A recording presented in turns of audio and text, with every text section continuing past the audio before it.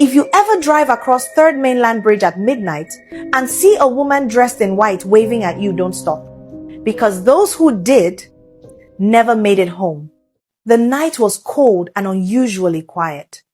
Even the waves beneath the bridge didn't sound normal, more like whispers than water. Taxi driver Kunle rubbed his tired eyes and glanced at the dashboard clock. 12:17 a.m. midnight. He had just dropped a passenger off at Victoria Island and was driving back toward the mainland. His radio played soft Fuji music, keeping him awake until the song suddenly cut off. Static, then silence. Kunle frowned and tapped the radio. Nothing. And then he saw her. A woman stood by the edge of the bridge, barefoot, dressed entirely in white. Her face looked pale, and her hair blew wildly in the wind. She was waving slowly like someone asking for help. Kunle's heart skipped. He pressed the brake, and his headlights lit up her white gown. He hesitated. What kind of trouble is this? He muttered under his breath. Something in him, perhaps pity, made him stop. He lowered his window. Madam, are you all right? What are you doing here at this hour? The woman didn't answer. She only pointed ahead toward the water. Kunle swallowed hard. You want to go where? Then she spoke. Her voice was soft, almost like the wind. Please, my husband. He drove into the water. Help me. Before Kunle could reply, she opened the back door and entered the car. The air turned icy, colder than harmattan. His rear mirror fogged up instantly. Kunle started the engine again, shivering. Where exactly are we going? He asked. Just drive, she whispered. He obeyed. The bridge stretched ahead, silent and endless. The streetlights blinked like dying stars. Kunle's hands shook on the steering wheel. He glanced at the rearview mirror and froze. The back seat was empty. Jesus! He screamed, slamming the brakes so hard the car jerked. He jumped out, panting. He stepped toward the rail, heart pounding. Then he saw it far below in the dark water, faint headlights, and a white cloth floating. God, please, he whispered. Then came a knock, slow, gentle, from inside his car. He froze. The windows were misted, but a small wet handprint appeared on the glass. Kunle's lips trembled. Who's there? The car door creaked open by itself. Cold air rushed out, and a whisper followed. Don't leave me here. He turned, eyes wide. She was standing behind him now, eyes glowing faint blue, water dripping from her dress. Kunle tried to run, but his legs refused to move. Suddenly, headlights flared behind them. Another car was coming. Kunle spun around, shouting, Don't stop! Don't stop for her! The oncoming driver honked, blinded by the light. When he looked again, Kunle and the woman were gone. Only the taxi door swung slowly in the night breeze. By morning, the news spread across Lagos like wildfire. Another driver had vanished on the bridge. Some blamed robbers. Others whispered about the woman in white. A radio presenter on Lagos FM laughed during his morning show. My people, not every story you hear should be believed. How can a woman stand on Third Mainland Bridge at midnight and stop cars? Impossible. The studio laughed with him. But across the city, many listeners stayed silent. They had heard the stories before, and some believed every word. One of them was Chidi, a Bolt driver. He listened from his car near Yaba bus stop, shaking his head with a faint smile. My mother used to tell me this story, he muttered. She said the woman only appears to men who are not pure of heart. He didn't fully believe it, but curiosity is a dangerous thing. That night, around 11:45 p.m., he decided to test the story himself. He went live on Facebook, his phone mounted on the dashboard. Everyone, Watch me. I'll prove to you that nothing happens here at midnight. It's all superstition. Viewers joined quickly, laughing, commenting, daring him. Go, driver. Do the midnight challenge, one wrote. The bridge stretched ahead, long, dark, and silent. Even the sea below looked black, like ink. He rolled down his window, letting the cold air hit his face. The car clock blinked 12:01 a.m. Then it happened. A faint figure ahead. A woman waving. At first, he thought it was reflection. He blinked. No, it was real. She wore a long white gown. Her hair was wet. She waved slowly, exactly as people described. Chidi's heart pounded. He forced a nervous laugh. Do you see her? It looks like a prank. But his voice shook. His viewers were typing in panic. Don't stop. Reverse now. Are you crazy? He slowed slightly just to see her face. Then the phone camera began to glitch. The live stream froze. The video went blank. Onlookers thought he ended it.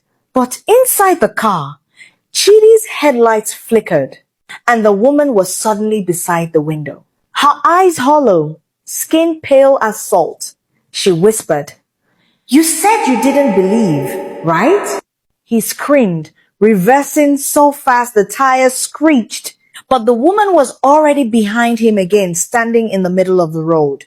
He spun the steering wheel and sped off, drenched in sweat, heart pounding. He didn't stop until he reached the toll gate.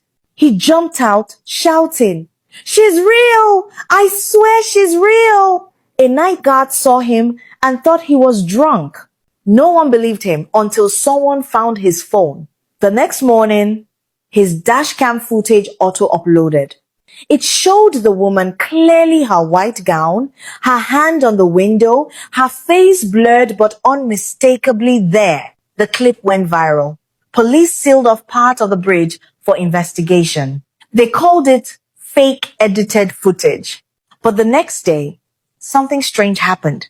The officer who laughed about the case and deleted the video from the police server never came to work again. His car was later found parked near the same bridge, engine still running, headlights blinking, and written faintly in white chalk on the window were the words, "Don't leave me here." By the third week, fear took over Lagos. No one wanted to cross Third Mainland Bridge at night. Even police patrols avoided the middle lane after midnight. Drivers prayed before passing morning or night. Then came Tola, a journalist from City Watch FM. She was brave or maybe just tired of fake news. She wanted to prove the story was a myth. This is Lagos, not a horror movie, she told her boss. He warned her not to go alone, but Tola didn't listen. She took her recorder, camera, and her courage. At exactly 11:50 p.m., she began her drive from the island. Her taxi driver, an elderly man, kept glancing at her nervously. "Madam, are you sure about this?" "Yes," she said firmly. "Just keep driving. I'll record everything." The bridge stretched ahead, long and empty. Even the ocean sounded heavier, as though it were breathing. Then the streetlights started to blink, one by one. The driver whispered, "It's happening again." "Keep going," Tola said. Then, from nowhere, the woman appeared, standing by the edge, her white gown fluttering, her face weary, her eyes sad. She raised one arm slowly, as if asking for help. The driver gasped. "It's her!" Tola's heart pounded, but she swallowed her fear and stepped out. "Wait!" the driver shouted, grabbing her arm. "Don't go near her!" But Tola pulled free and kept walking. The air was painfully cold. Her recorder trembled in her hand. "Who are you?" she called. The woman turned slowly. Her eyes glowed faint blue, tears running down her wet cheeks. "I just want to go home," she whispered. Tola's voice shook. Home? Where is your home? The woman pointed toward the water. My husband drove off this bridge. He didn't see the oil spill.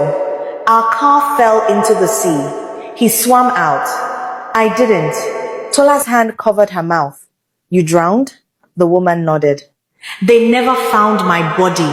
I've been waiting for him to come back. A strong wind rushed over the bridge. The waves below roared like thunder. The woman's gown lifted, her body glowing brighter, almost transparent.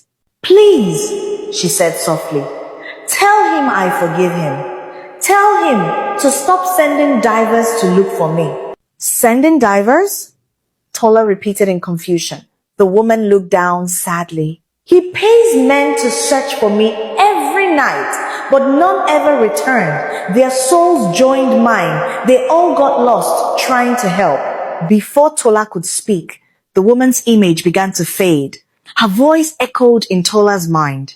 Don't stop for strangers on this bridge. Then silence. Tola turned. The driver was gone. The car door hung open. The engine still running. She screamed his name, but only the waves answered, crashing hard against the pillars.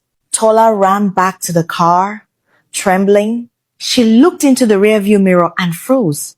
The woman in white was sitting in the back seat, smiling faintly. Thank you, she whispered and vanished. By morning, police found Tola unconscious near the toll gate, clutching her recorder. When they played it, all they heard were ocean sounds and a faint voice repeating, Don't leave me here! Don't leave me here! A week later, a memorial service was held at the spot where the disappearances happened. Candles flickered in the night breeze. Priests prayed. Drivers stood silently. Headlights dimmed. Families of the missing men held photographs and wept. Among them was Tola. She placed a single white rose near the rail and whispered, May you finally find your way home. As the crowd began to leave, a light mist rolled over the bridge. One of the candles went out on its own. Then a faint voice drifted through the air. Thank you. The priest looked around, confused, but Tola smiled weakly. She knew that voice. From that night on, the haunting stopped. No more ghost sightings, no missing drivers, just peace and the sound of the sea. So if you ever drive across Third Mainland Bridge at night and someone in white waves at you, don't stop. Keep driving.